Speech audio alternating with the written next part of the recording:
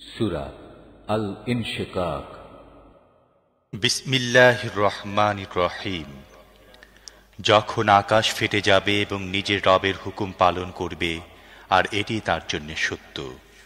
আর পৃথিবীকে যখন ছড়িয়ে দেয়া হবে, যা কিছু তার মধ্যে আছে তা বাইরে নিক্ষেপ করে সে খালি হয়ে যাবে এবং নিজের রবের হুকুম পালন করবে, আর এটি তার জন্য সত্য। হে মানুষ, তুমি কঠোর পরিশ্রম করতে করতে তোমার রবের দিকে এগিয়ে যাচ্ছ, পরে তাঁর সাথে সাক্ষাৎ করবে।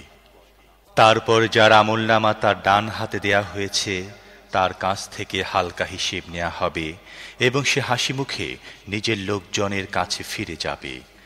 আর যার আমলনামা তার পিছন দিক থেকে দেয়া হবে, সে মৃত্যুকে ডাকবে এবং জ্বলন্ত আগুনে গিয়ে পড়বে।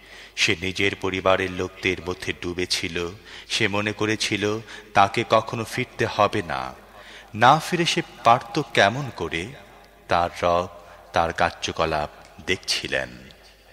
কাজী না, আমি কসম খাচ্ছি আকাশের লাল আভারো রাতের এবং তাতে যা কিছুর সমাবেশ ঘটে তার, আর চাঁদের যখন তা পূর্ণ রূপ লাভ করে।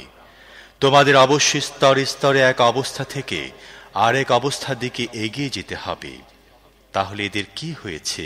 এরা ঈমান আনে না এবং এদের সামনে কোরআন পড়া হলে এরা সিজদা করে না, বরং এই অস্বীকারীরা উল্টো মিথ্যা আরোপ করে।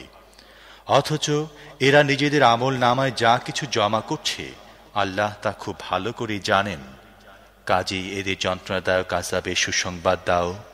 তবে যারা ঈমান এনেছে এবং সৎ কাজ করেছে তাদের জন্য রয়েছে অফুরন্ত পুরস্কার।